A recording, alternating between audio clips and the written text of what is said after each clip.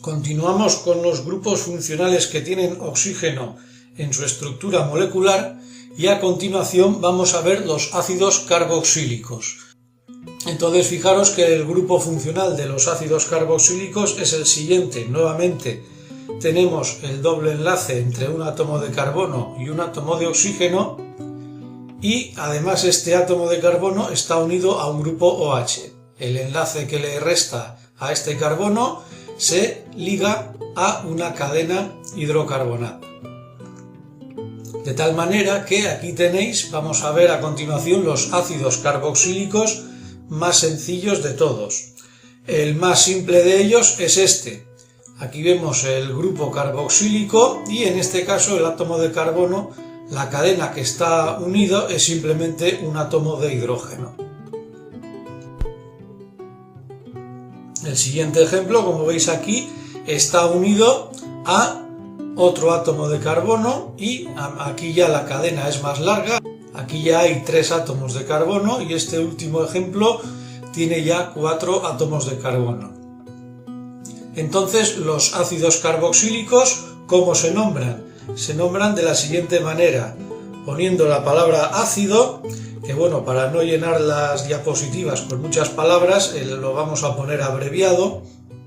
Y fijaros, puesto que este ácido tiene un único átomo de carbono, derivaría del metano, luego escribimos metan y a continuación la terminación oico.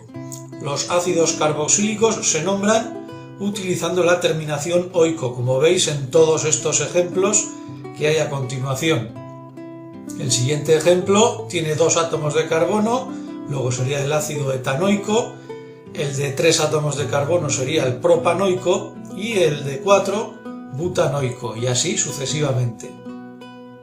Como os he dicho antes, estos ácidos carboxílicos tienen una gran importancia, especialmente en el metabolismo animal, y estos ácidos hay una gran cantidad de ellos que tienen nombres coloquiales.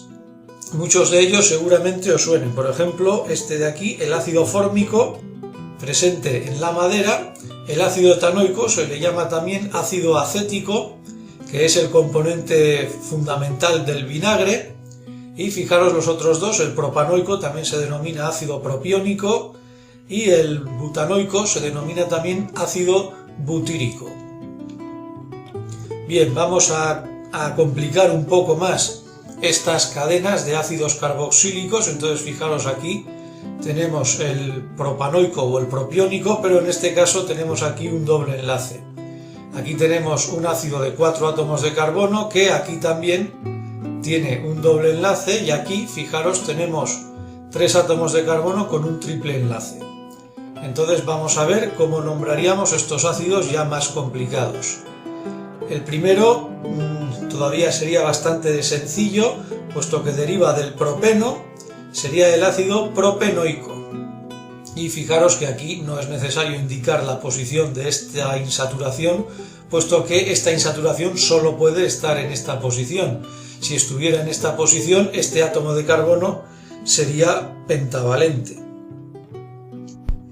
En el segundo caso, ahora sí, hay que especificar la posición de este doble enlace. Fijaros que deriva del buteno, puesto que tiene 4 átomos de carbono, y puesto que este es el grupo funcional principal, este es el carbono 1, este es el enlace 1 y este es el enlace 2.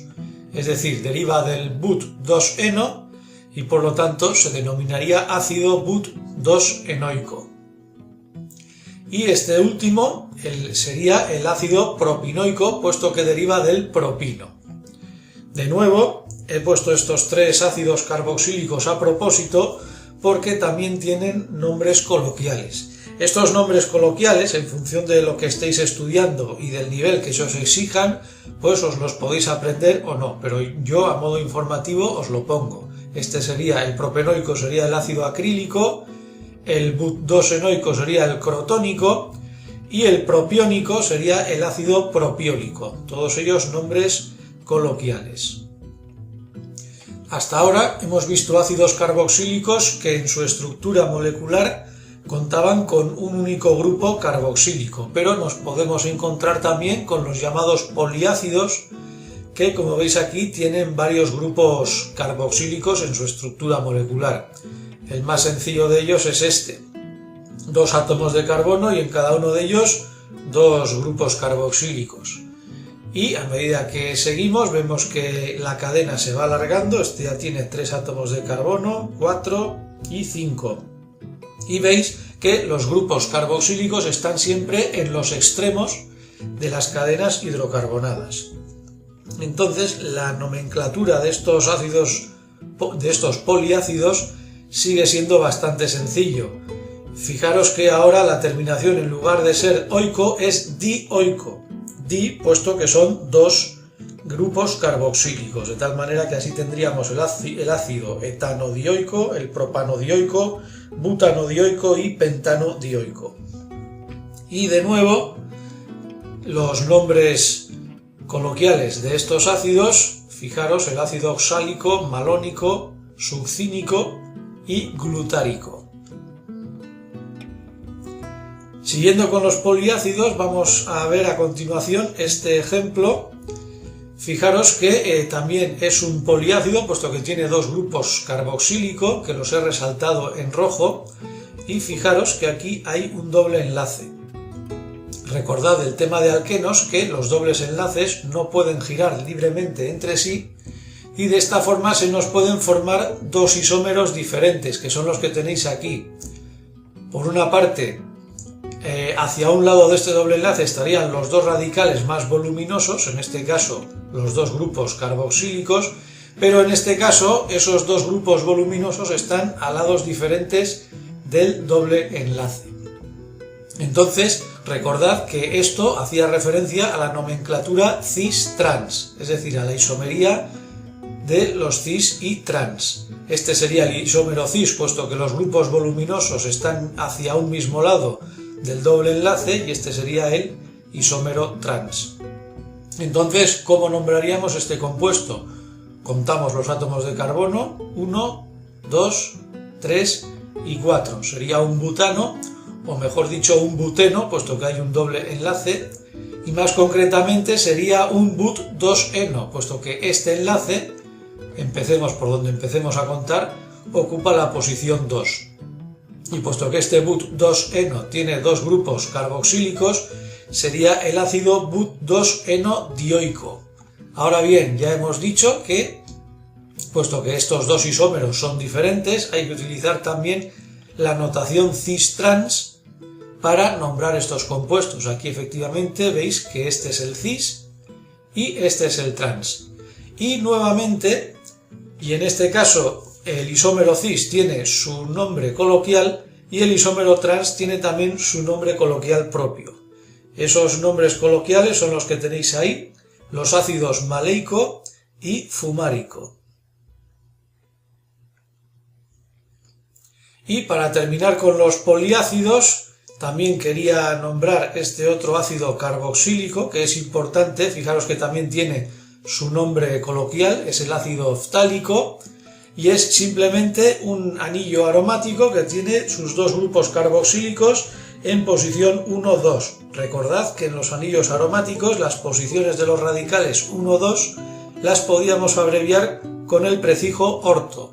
Luego este es el ácido orto-benceno-dioico, conocido también con el nombre coloquial de ácido ftálico. Si consultáis la lista jerárquica de grupos funcionales, veréis que los ácidos carboxílicos ocupan la primera posición, es decir, que todos los grupos funcionales están por debajo de él. El ácido carboxílico es la función más importante que podemos encontrar dentro de una molécula orgánica. Sin embargo, en algunas ocasiones, especialmente en este ejemplo que veis aquí, cuando se trata de ácidos que tienen más de 2 grupos carboxílicos, podemos nombrar ese grupo funcional como una función secundaria. En ese caso, lo nombraríamos como radical carboxílico. Fijaros bien en este compuesto, tiene 3 grupos carboxílico, y este compuesto lo podríamos nombrar de 2 formas. A continuación las vamos a ver. Entonces, fijaros que efectivamente en estas dos formas utilizamos la palabra carboxi para designar al grupo funcional de ácido carboxílico como función secundaria. Vamos a estudiar el primer caso, ácido 3-carboxihexanodioico. Bien, si contáis la cadena hidrocarbonada principal, que obviamente debe contener el mayor número posible de grupos carboxílicos y además ser la más larga, es evidente que sería esta la cadena principal. Tiene 1, 2, 3, 4, 5 y 6. 6 átomos de carbono en cuyos extremos, es decir, aquí y aquí, tiene los dos grupos carboxílicos. Luego, este compuesto, olvidándonos de este grupo de aquí, sería el ácido hexanodioico. Pero este ácido hexanodioico tiene aquí un grupo carboxílico que en este caso lo vamos a considerar secundario. Para nombrarlo tenemos que asignar localizadores y es obvio que para que este punto de aquí tenga el localizador más bajo posible hay que empezar a contar por aquí. Luego este sería el 1, el 2, el 3. En la posición 3 tiene un grupo carboxilo. Luego efectivamente lo escribiríamos así, ácido 3-carboxihexanodioico. Sin embargo, veis aquí que hay una segunda posibilidad. Se le puede denominar también el ácido butano 1,2,4-tricarboxílico. Es decir, este nombre, como veis aquí, acaba en tricarboxílico, tri, puesto que hay tres grupos carboxílico, y los tres los considera como grupos funcionales secundarios. Este nombre resulta de considerar la cadena principal solo esta de aquí, es decir, la cadena formada por 1, 2, 3 y 4 átomos de carbono, es decir, derivaría de un butano y por lo tanto escribimos aquí. Y ahora, tomando ese butano como cadena principal, ¿en qué localizadores se alojan los grupos carboxílicos? Pues evidentemente para que tengan los localizadores más bajos posibles habría que empezar a contar por aquí. Este sería el carbono 1, que tiene un grupo carboxílico, el carbono 2, que tiene otro grupo carboxílico, el 3 y el 4, que tiene el tercer grupo carboxílico. Luego sería el ácido butano 1, 2 y 4 tricarboxílico. Tiene tres grupos carboxílicos. Siguiendo con la nomenclatura secundaria del grupo carboxílico, vamos a hacer un ejercicio de formulación. Entonces fijaros que aquí tenemos este nombre, ácido 3-carboxi-2-metil-hexanodioico. Fijaros la terminación hexanodioico, es decir, una cadena hidrocarbonada de 6 carbonos y en sus extremos, puesto que es dioico, en sus extremos hay que dibujar dos grupos carboxílicos. Entonces lo primero que tenemos que hacer es eso, dibujar la cadena de 6 con sus grupos carboxílicos en los extremos. A continuación, fijaros, tenemos en la posición 2 un radical metilo. Por lo tanto, pues por ejemplo, si consideramos aquí el carbono 1, este sería el 2, y aquí dibujaríamos un radical metilo. Y finalmente vemos que en la posición 3, es decir, en esta posición, existe un radical carboxílico. Entonces lo dibujamos y tendríamos esa molécula correctamente formulada. Una vez tenemos ya esta molécula formulada, nos podríamos plantear cómo podríamos nombrar de la segunda forma este compuesto, de tal manera que lo que tenemos que hacer es tomar el alcano original como cadena principal.